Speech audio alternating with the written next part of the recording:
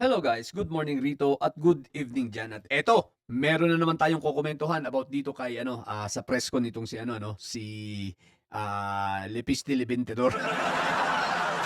So sa press ko nito kasama niya ang kanyang magaling at pinagpipitagang abogado na si attorney anong pangalan nito? Attorney Topak Shot Tablatalo. At talagang grabe ang pambobola rito ni Topak Show, Paniwalang-paniwala sinong pangalan nito, si Lipiste. Budol na budol, guys. Anyway, panoorin natin. Ito, bago na at ating komentuhan. Okay, let's go.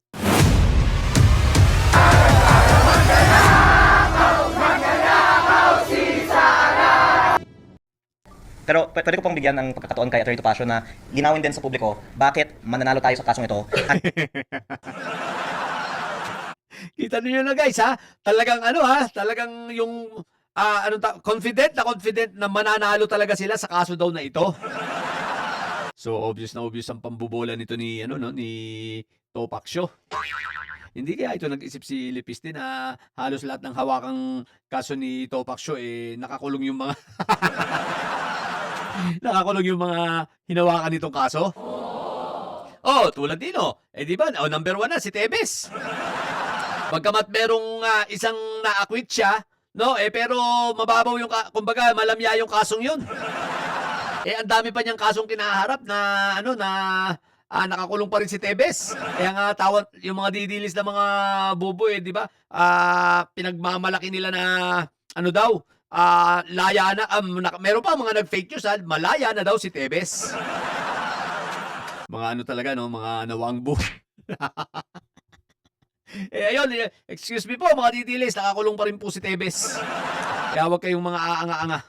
Anyway guys, eto, budol na budol si Lipiste, talagang confident siya na mananalo daw at explain daw ni dapat ni Topak Show. So budol na budol Sige.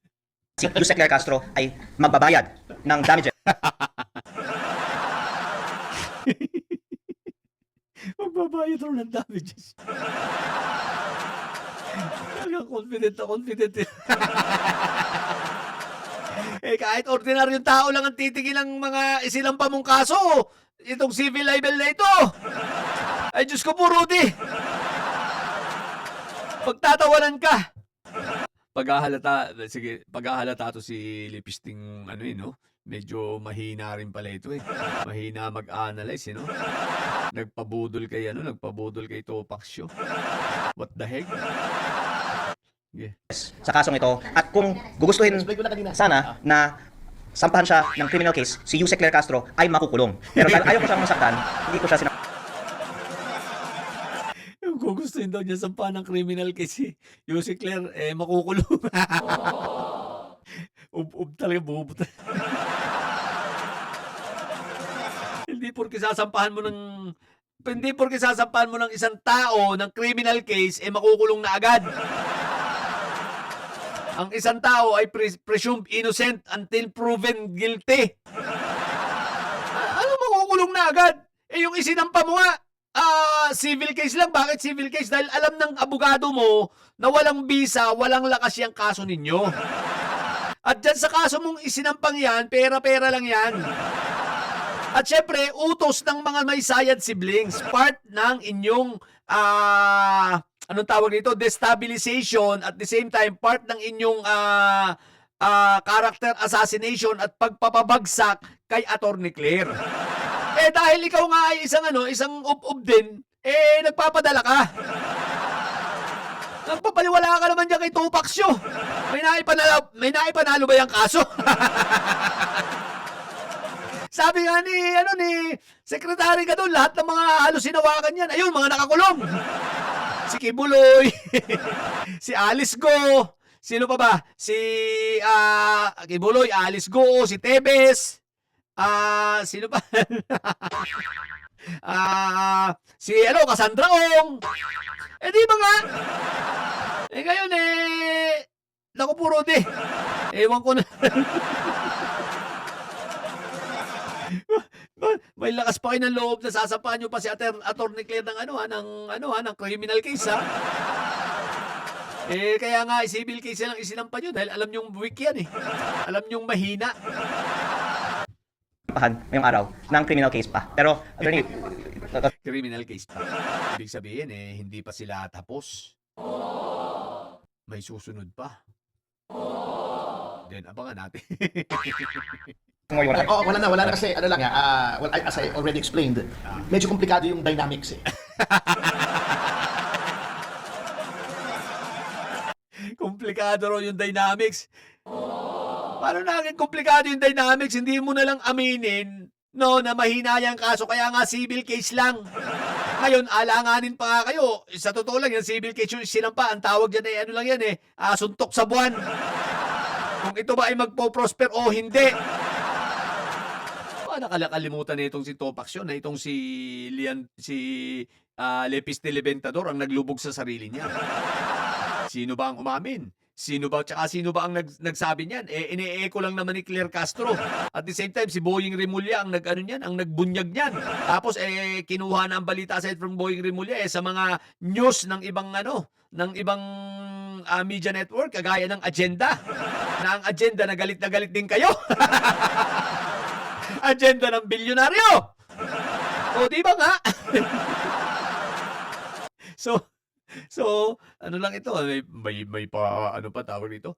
May pa, komplikado pang nalalaman si Topax yun. Di na lang sabihin pera lang yan. Saka kailangan namin sumunod sa taas. Ganun na lang. Mari pa. But Okay tam. Kakanda bulol-bulol na si Topax yun Hindi alam ko paano magpapaliwanag.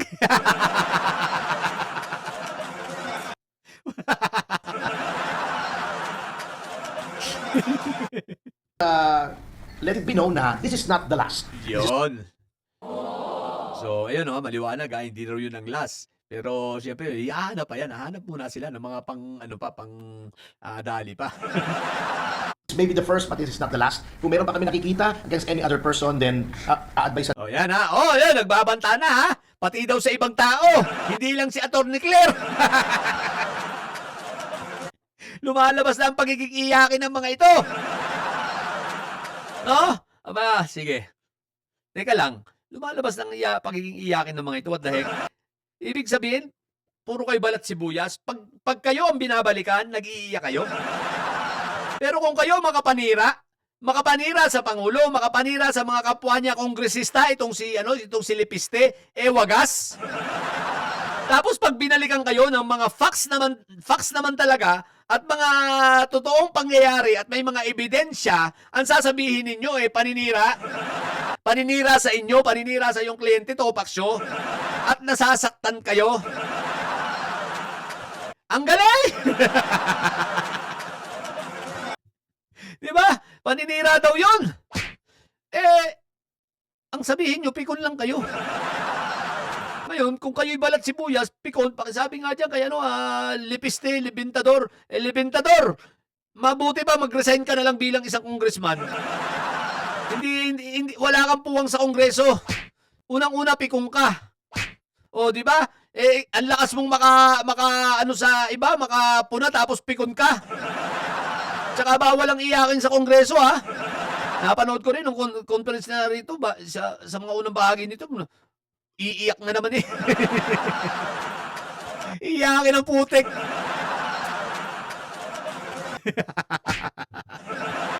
Po namin ang aming kliyente kung anong dapat gawin. But ito lang just to vindicate. This is more of vindication. Nax, more of vindication.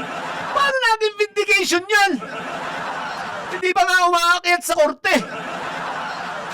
Nasa piskal pa nga lang yan. Vindication na? Ang vindication kung maipanalo ninyo. Kita mo advance lang mag-isip Kung paano ka advance mag-isip itong abogado ni yun din ganun din advance mag-isip si Libentador. Kaya sabi niya talagang mananalo siya. Yung abogado advance din mag-isip. Vindication na agad. Wala pa nga sa korte. Nasa piskal pa nga lang, vindication na agad. What the heck? So, katulad ng sinabi niya, ayaw niyang makulong si Yusek Claire. Palusot pa, ayaw makulong. Talagang hindi nyo kayang isampa yan sa criminal case dahil walang lakas, walang bisa, walang tibay. May nalalaman pa ko yung ayaw ipakulong. Utot nyo! Castro, Magbayad lang ng 110 million. ano naman? Tapos, ito, Pagpakulong lang yun. dagdag ko to. Yung 110 million pesos na babayaran ni Yusek Claire Castro sa akin ay ibibigay ko sa mga biktima ng mga substandard proyekto ng flood control. Wow, ang bait. Mabait naman pala to si Leventador Lepiste. Isipin mo, pag nanalo daw siya, yung 110 million na 100 million na ibabayad ni Atty. Claire, ibibigay daw niya sa mga biktima ng flood control. Lepiste, bayaran mo muna yung 24 billion, yung 24 billion na utang mo sa gobyerno. Yung dapat mong imultan, dami mo pang nalalaman, di ka nga makapagbayad. Ang bigyan mo kaya ng danyo sa yung mga Pilipinong, yung Pilipinong dapat ay may kuryente na ngayon sa liblib na lugar at hindi mo ginawa, ngayon hanggang ngayon walang kuryente. Ibalik mo na lang kaya sa taong bayan yung dapat na-discount na nila o naibaba na yung presyo ng kuryente dahil dyan sa solar farming na yan na hindi mo trinabaho at binaliwala mo. Tapos pinagkakitaan mo lang. Katulad nga ng sinabi ni DOE Secretary Garin, no, yung pattern na yung iba kukuha lang ng kontrata tapos hindi gagawin, patatagalin, patutulugin, tapos ibebenta nila pa sa tamang halaga pag malaki na ang value at sa tamang panahon.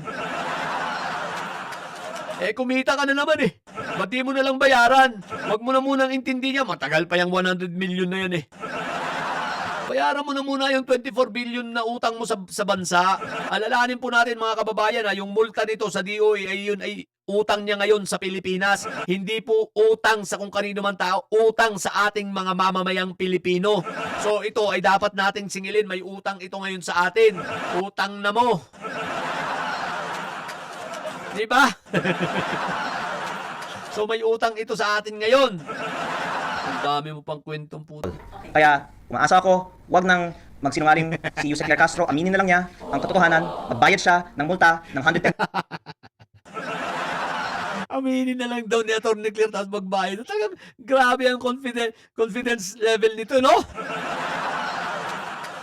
Hindi pa nga umaakit sa korte, nasa piskal pa.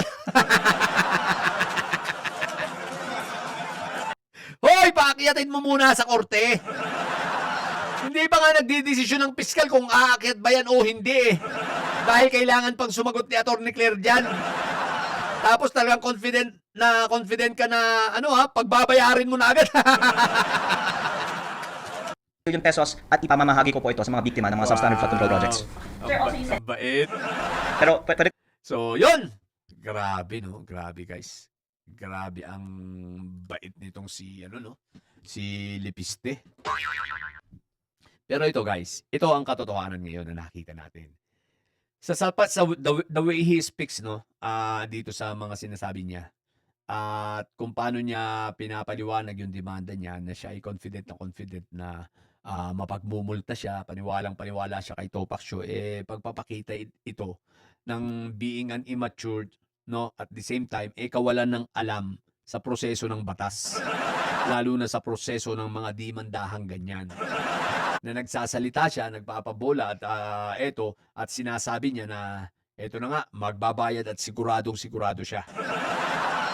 Eto, babalikan natin yan kung ano mangyayari sa kasong ito. Pag ito ay na-dismiss, ay nakupuro ang laking kahihiyan. Kung sa piskal pa lang ma-dismiss ito, ang laking kahihiyan nitong si Lepiste.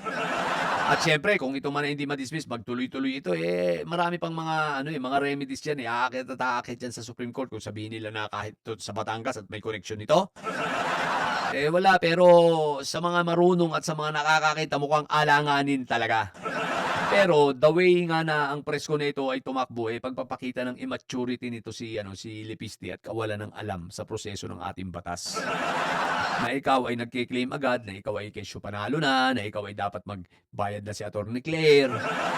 Tapos ibibigay mo yung ibabayad ni Atty. Claire sa mga naapektuhan ng flood control. Ay, Diyos ko po, Rudy.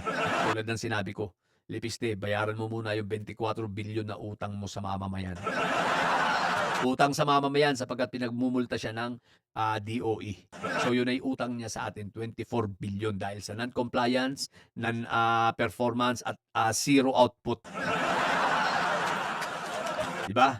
So yun, kaya bulang-bula ito ni Topax yun. Ang dami. Wala na ba kayo ba makakuhang abogado? Si Topax yun na lang talaga. At nagpabula pa kayo dyan. O sige na, yun lang. At sa mga bubundidilis dyan at mga may sayad, ang tatay nyo ay karton. Manatili kayo mga bobo at may sayad sapagkat ang may sayad ay laging high blood. Bye!